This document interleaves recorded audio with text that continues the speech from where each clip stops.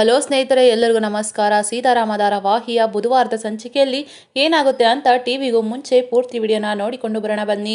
ಅದಕ್ಕೂ ಮುಂಚೆ ಯಾರೆಲ್ಲ ನಮ್ಮ ಚಾನಲ್ಗೆ ಸಬ್ಸ್ಕ್ರೈಬ್ ಆಗದೆ ಹಾಗೆ ವಿಡಿಯೋ ನೋಡ್ತಾ ಇದ್ದೀರೋ ದಯವಿಟ್ಟು ಸಬ್ಸ್ಕ್ರೈಬ್ ಮಾಡಿ ಮತ್ತು ಸಪೋರ್ಟ್ ಮಾಡಿ. ಹಾಗೆ ಪಕ್ಕದಲ್ಲಿರುವ ಬೆಲ್ ಬಟನ್ ಅನ್ನ ಕ್ಲಿಕ್ ಮಾಡಿ. ಸೀತಾರಾಮ ಧಾರಾವಾಹಿಯ ಸಂಚಿಕೆಯಲ್ಲಿ ಮೊದಲಿಗೆ ಅಶೋಕ್ ಅವರು ಆಫೀಸಲ್ಲೇ ಇರ್ತಾರೆ. ಆಗ ಅಶೋಕ್ ಅವರು ಮನೆಗೆ ಹೊರಡ್ತಾ ಇರ್ತಾರೆ. ಅಷ್ಟೊತ್ತಿಗೆ ರಾಮ್ ಬಂದು ಕೇಳಿದ್ರೆ, ಅಂಜುಗೆ ಹುಷಾರಿಲ್ಲ ಕಣೋ, ಅದಕ್ಕೆ ನಾನು ಕೂಡ ಅದೇ ದಾರಿನಲ್ಲಿ ಹೋಗ್ತಾ ಇದ್ದೀನಿ ಅಲ್ವಾ, ಅದಕ್ಕೆ ಮನೆಗೆ ಕರ್ಕೊಂಡು ಹೋಗ್ಬೇಕು, ಸಾರಿ ಕಣೋ ಅಂತ ಹೇಳಿ ಹೊರಡ್ತಾರೆ. ಆಗ ರಾಮು ಇವನು ಯಾವಾಗಲೂ ಕೂಡ ಟೆನ್ಷನಲ್ಲೇ ಇರ್ತಾನೆ. ಅಂಜುನು ಕೂಡ ಟೆನ್ಷನಲ್ಲೇ ಇದ್ಲು. ಇಬ್ರು ಕೂಡ ಏನೋ ಪ್ರಾಬ್ಲಮಲ್ಲಿ ಸಿಕ್ಕಾಕೊಂಡಿದ್ದಾರೆ, ಅದನ್ನು ನಾನೇ ತಿಳ್ಕೊಬೇಕು, ಅವರಂತೂ ಹೇಳೋದಿಲ್ಲ ಅಂತ ಅಂದ್ಕೊಳ್ತಾರೆ. ಈ ಕಡೆ ಅಂಜಲಿ ಫೋನ್ಗೆ ಆರ್.ಪಿ ಫೋನ್ ಮಾಡ್ತಾ ಇರ್ತಾರೆ.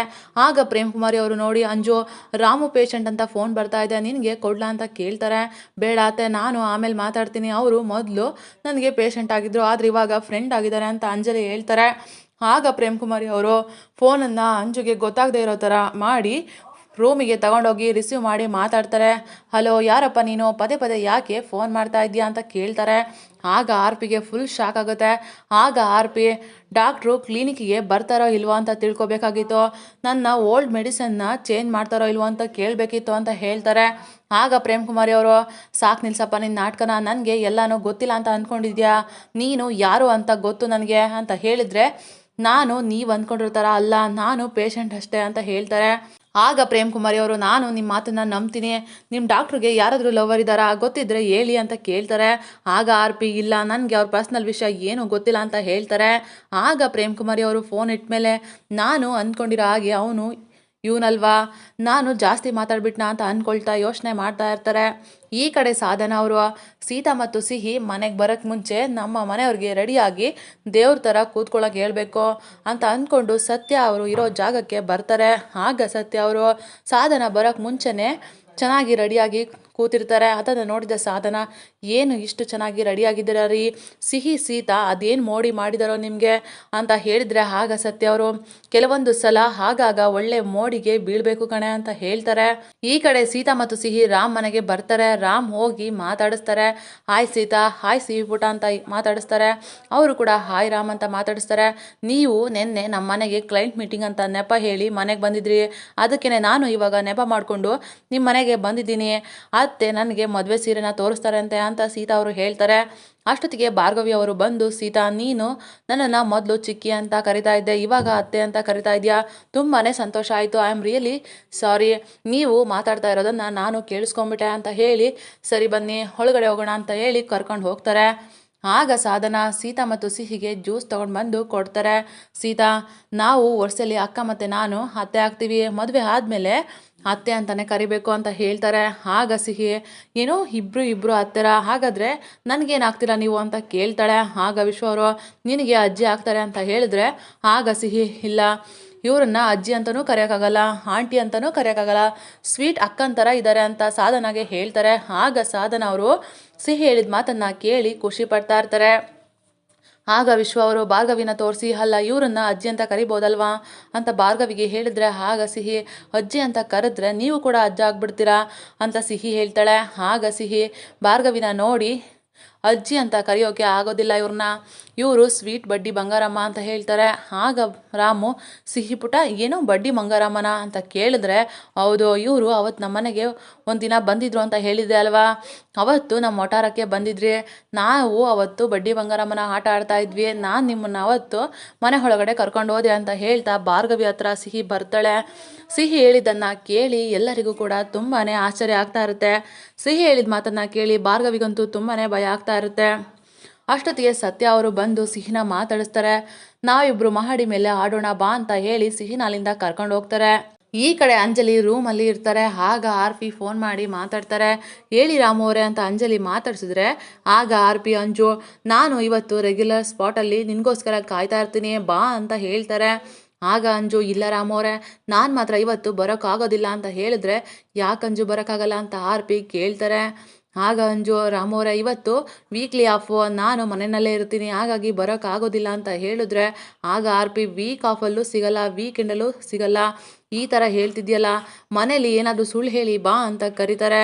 ಆಗ ಅಂಜು, ಇಲ್ಲ ರಾಮೋರೆ, ಆ ರೀತಿ ಮನೇಲಿ ಯಾರಿಗೂ ಸುಳ್ಳು ಹೇಳೋದಕ್ಕೆ ಆಗೋದಿಲ್ಲ.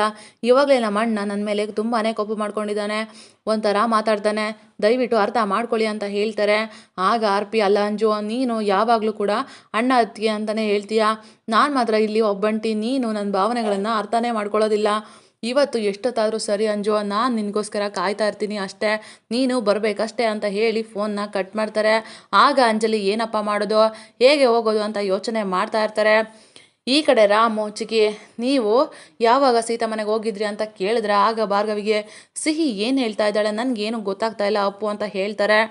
ಆಗ ಸಾಧನ, ಅಕ್ಕ ನೀವು ಒಂದಿನ ಸೀತಾ ಮನೆಗೆ ಹೋಗ್ತೀನಿ ಅಂತ ಹೇಳ್ತಾ ಇದ್ರಿ, ಆ ದಿನ ಇರಬಹುದು ಅಂತ ಹೇಳ್ತಾರೆ. ಆಗ ಭಾರ್ಗವಿಗೆ ತುಂಬಾ ಗಾಬರಿ ಆಗ್ತಾ ಇರುತ್ತೆ. ಆಗ ಸೀತಾ ಅವರು, ಚಿಕ್ಕಿ ನೀವು ಪ್ರಿಯಾ ಮದುವೆಲೆ ತಾನೇ ಸಿಹಿನ ನೋಡಿದ್ದು ಅಂತ ಕೇಳ್ತಾರೆ.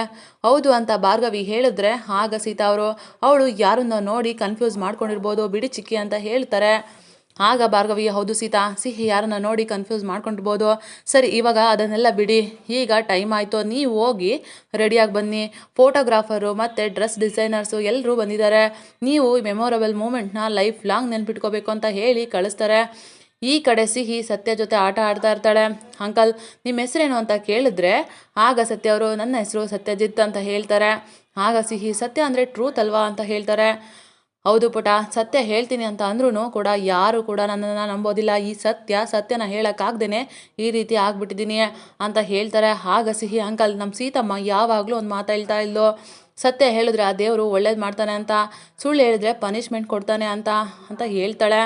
ಆಗ ಸತ್ಯ ಅವರು, ಬಿಡಮ್ಮ, ನಮ್ಮ ಸೀತಾ ತುಂಬಾ ಆದರ್ಶ ವ್ಯಕ್ತಿ, ನೀನು ಹೇಳಿದ ಹಾಗೆ ಸತ್ಯಗೆ ಆದಷ್ಟು ಬೇಗನೆ ಪವರ್ ಬರಲಿ ಅಂತ ಹೇಳ್ತಾರೆ. ಆಗ ಅಷ್ಟೊತ್ತಿಗೆ ಸಾಧನ ಅವರು ಬಂದು, ಸಿಹಿ ನೀನಿಲ್ಲಿ ಆಟ ಆಡ್ತಾ ಇದೆಯಾ, ಕೆಳಗಡೆ ಫೋಟೋ ಶೂಟ್ಗೆ ರೆಡಿ ಮಾಡ್ತಾ ಇದ್ದಾರೆ, ಹೋಗಿ ನೀನು ರೆಡಿ ಆಗೋ, ಹಾಗೆಯೇ ನಿನಗೆ ಒಂದು ಮಾತು ಕೇಳ್ತೀನಿ, ನಿಜ ಹೇಳ್ತೀಯ ಅಲ್ವಾ ಅಂತ ಸಿಹಿನ ಕೇಳ್ತಾರೆ. ಆಗ ಸಿಹಿ, ನಾನು ಯಾವಾಗ್ಲೂ ನಿಜನೇ ಹೇಳೋದು ಅಂತ ಹೇಳ್ತಾಳೆ. ನೀನು ಆವಾಗಲೇ ತುಂಬಾ ಕ್ಯೂಟಾಗಿ ಕಾಣಿಸ್ತಾ ಇದೆಯಾ ಅಂತ ನನಗೆ ಹೇಳ್ದಲ್ವಾ, ಅದು ನಿಜವಾಗ್ಲೂ ಅಂತ ಸಾಧನ ಕೇಳ್ತಾರೆ. ಆಗ ಸಿಹಿ, ಹೌದು, ನೀವು ನಿಜವಾಗ್ಲೂ ಕ್ಯೂಟಾಗಿ ಕಾಣಿಸ್ತಾ ಇದ್ದೀರಾ ಅಂತ ಹೇಳಿದ್ರೆ, ನೋಡ್ರಿ ನೀವು ಯಾವತ್ತಾದರೂ ಒಂದಿನಾದರೂ ಈ ಥರ ಹೇಳಿದ್ದೀರಾ ಅಂತ ಸಾಧನ ಸತ್ಯಂಗೆ ಕೇಳ್ತಾರೆ. ಆಗ ಸತ್ಯ ಅವರು, ಅಲ್ಲಮ್ಮ, ನಾನು ಯಾವತ್ತಿದ್ರೂ ಕೂಡ ನೀನು ಮುದ್ದಾಗಿ ಕಾಣಿಸ್ತೀಯಾ ಅಂತ ಹೇಳ್ತಾನೆ ಇರ್ತೀನಿ ಅಲ್ವಾ ಅಂತ ಹೇಳಿದ್ರೆ, ಏನು ಬೇಡ ಬಿಡ್ರಿ, ನೀವು ಹೇಳೋದೇನು ಬೇಕಾಗಿಲ್ಲ, ಸಿಹಿ ಹೇಳಿದ್ಲು ಅಲ್ವಾ, ಸಾಕು ನನಗಷ್ಟೇ, ಸಿಹಿ ಇವಾಗ ಹೋಗಿ ರೆಡಿಯಾಗು ಅಂತ ಸಾಧನ ಕಳಿಸ್ತಾರೆ.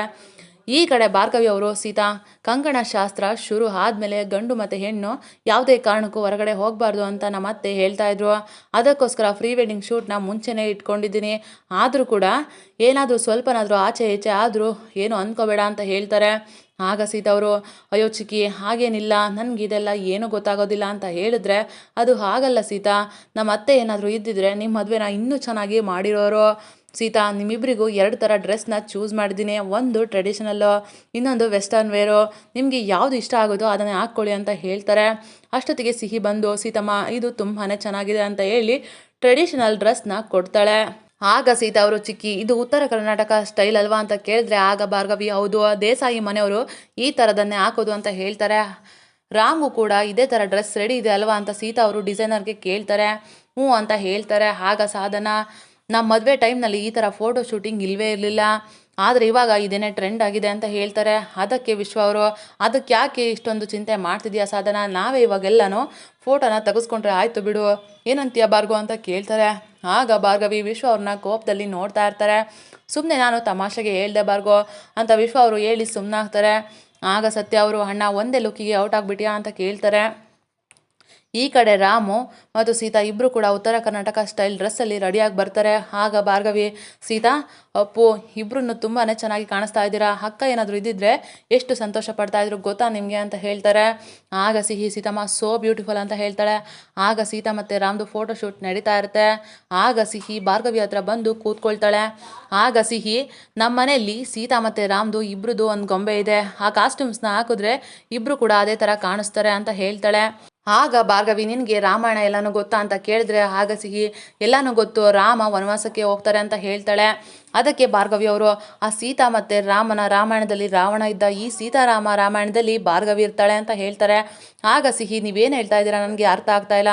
ನಮ್ಮ ಸೀತಮ್ಮ ಮತ್ತು ನನ್ನ ಫ್ರೆಂಡು ಇಬ್ಬರು ಕೂಡ ಪ್ಯಾಲೇಸ್ನಲ್ಲಿ ಇರ್ತಾರೆ, ಅವರಿಬ್ಬರು ಖುಷಿಯಾಗಿರ್ತಾರೆ ಅಲ್ವಾ, ಜೊತೆಗೆ ನಾನು ಇರ್ತೀನಿ ಅಲ್ವಾ ಅಂತ ಕೇಳ್ತಾಳೆ. ಆಗ ಭಾರ್ಗವಿ, ನಾನು ಅವರಿಬ್ಬರನ್ನ ಖುಷಿಯಾಗಿರೋದಕ್ಕೆ ಬಿಡಬೇಕಲ್ಲ ಅಂತ ಅಂದ್ಕೊಳ್ತಾರೆ. ಆಗ ಸೀತಾ ಮತ್ತು ರಾಮ್ ಇಬ್ಬರು ಕೂಡ ರಾಜ ಮತ್ತು ರಾಜ್ಕುಮಾರ ಮತ್ತು ರಾಜ್ಕುಮಾರಿ ಥರ ಕಾಣಿಸ್ತಾ ಇದ್ದಾರೆ ಅಂತ ಎಲ್ಲರೂ ಕೂಡ ತುಂಬಾ ಖುಷಿಯಿಂದ ಅಂದ್ಕೊಳ್ತಾ ಇರ್ತಾರೆ. ಆಗ ಸತ್ಯ ಅವರು, ಸೀತಾರಾಮ್ ಇಬ್ಬರು ಕೂಡ ಜೋಡಿ ಆಗಬೇಕು ಅಂತ ದೇವರು ಮುಂಚೆನೇ ನಿರ್ಧಾರ ಮಾಡಿದ್ದಾನೆ ಅಂತ ಹೇಳ್ತಾರೆ. ಹ್ಯಾಪಿ ಮ್ಯಾರಿಡ್ ಟುಗೆದರ್ ಅಂತ ಒಂದು ಫೋಟೋ ಇರಬೇಕು, ಫೋಟೋದಲ್ಲಿ ಹಾಕಿಸ್ಬೇಕಂತ ಭಾರ್ಗವಿ ಹೇಳಿದ್ರೆ, ಆಗ ರಾಮ್, ಚಿಕ್ಕಿ ನಿಮ್ಗೆ ಯಾವ ರೀತಿ ಬೇಕು ಅಂತ ಅಂದರೆ ಒಬ್ಬರು ಮಿಸ್ಸಿಂಗು ಅಂತ ಹೇಳಿ ಸಿಹಿನ ಕರೀತಾರೆ. ರಾಮ್ ಮತ್ತು ಸೀತಾ ಮತ್ತು ಸಿಹಿ 3 ಜನನು ಕೂಡ ಒಟ್ಟಿಗೆ ಫೋಟೋನ ತೆಗೆಸ್ಕೊಳ್ತಾರೆ. ಇದಾಗಿತ್ತು ಇವತ್ತಿನ ಸಂಚಿಕೆ. ನಮ್ಮ ವಿಡಿಯೋ ನಿಮಗೆ ಇಷ್ಟ ಆಗಿದ್ದಲ್ಲಿ ಒಂದು ಲೈಕ್ ಮಾಡಿ, ಹಾಗೆ ಮುಂದಿನ ವಿಡಿಯೋಗಾಗಿ ನಮ್ಮ ಚಾನಲ್ನ ಸಬ್ಸ್ಕ್ರೈಬ್ ಮಾಡಿ ಮತ್ತು ಸಪೋರ್ಟ್ ಮಾಡಿ. Thank you.